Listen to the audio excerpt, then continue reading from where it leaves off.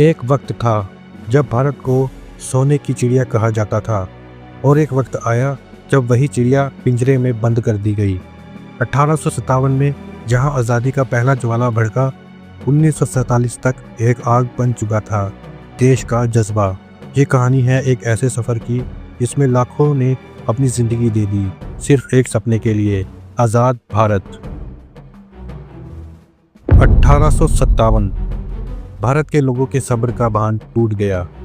अंग्रेज़ी हुकूमत ने धरती के लोगों से उनकी मिट्टी, उनका सम्मान और उनका धर्म छीन लिया था।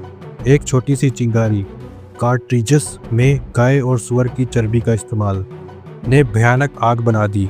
इस आग का नाम था 1857 की क्रांति। मंगल पांडे ने पहली गोली चलाई।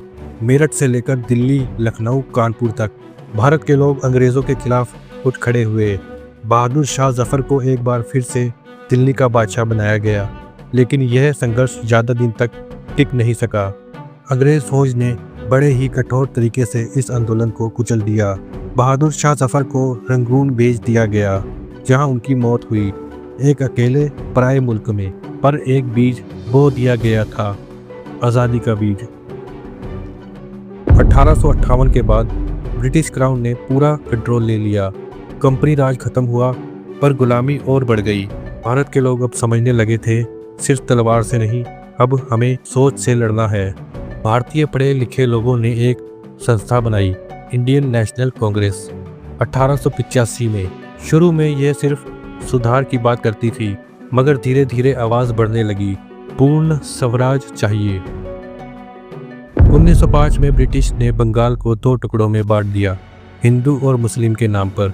लोग समझ गए यह सिर्फ एक राजनीतिक चाल थी, डिवाइड एंड रूल की नीति। यह था भारतीय एकता पर पहला वार, लेकिन जवाब भी जोर का था।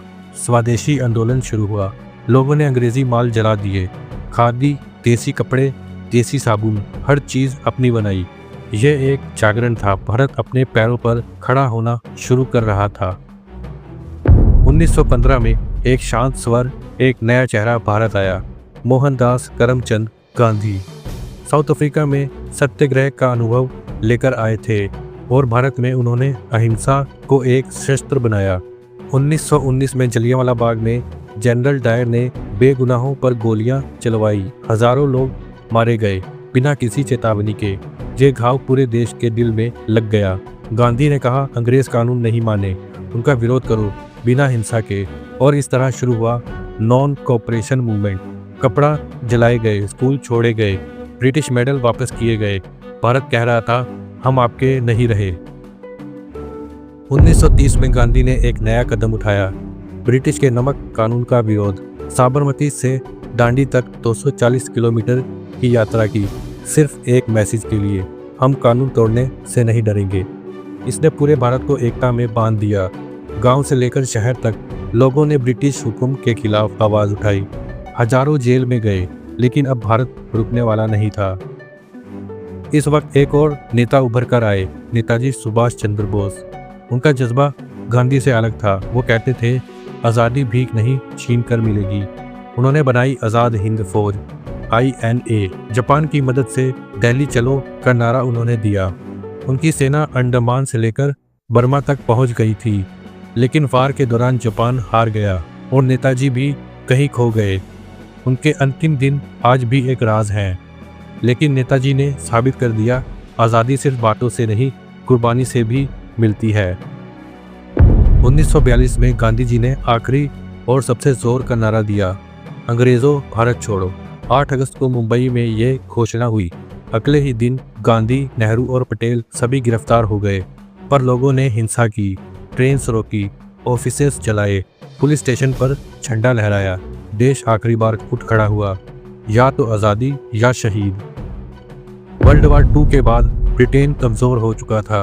INA के सैनिकों के केस ने देश की जनता को और भड़का दिया। नेवी के इंडियन सेलर्स ने भी विरोध कर दिया। Royal Indian navy mutiny 1940। British समझ गए, अब भारत को नहीं रोका जा सकता, लेकिन आज़ादी के साथ एक भारी कीमत भी आई। मुस्लिम लीग ने अलग देश की मांग की, पाकिस्तान। दंगे होने लगे, हिंदू मुस्लिम एक दूसरे के खिलाफ हो गए। ब्रिटिश ने कह दिया, भारत का विभाजन होगा। 15 अगस्त 1947 को भारत आज़ाद हुआ, लेकिन लाखों लोग अपनी जान गंवा चुके थे। पंजाब, बंगाल, सिंध सब जल रहा था। किसी का घर छूटा, किसी का परिवार। आज़ादी मिली, पर दर्द के समुंदर से गुजरकर। 15 अगस्त की रात जवाहरलाल नेहरू ने कहा, at the stroke of the midnight hour India will awake to life and freedom. ये थी एक नए देश की शुरुआत। एक देश जो 90 साल से ज़्यादा गुलामी के अंधेरे में था, अब रोशनी देख रहा था। आज हम आज़ाद हैं, हम वोट करते हैं, लिखते हैं, बोलते हैं, सपने देखते हैं, पर क्या हम उन सपनों को याद रखते हैं जो किसी और ने हमारे लिए देखे थे, अपना सब कुछ देकर? आज़ादी सिर्फ एक त्योहार नहीं, ये एक जिम्मेदारी है। जिम्मेदारी उस खून की जो इस मिट्टी में मिला था।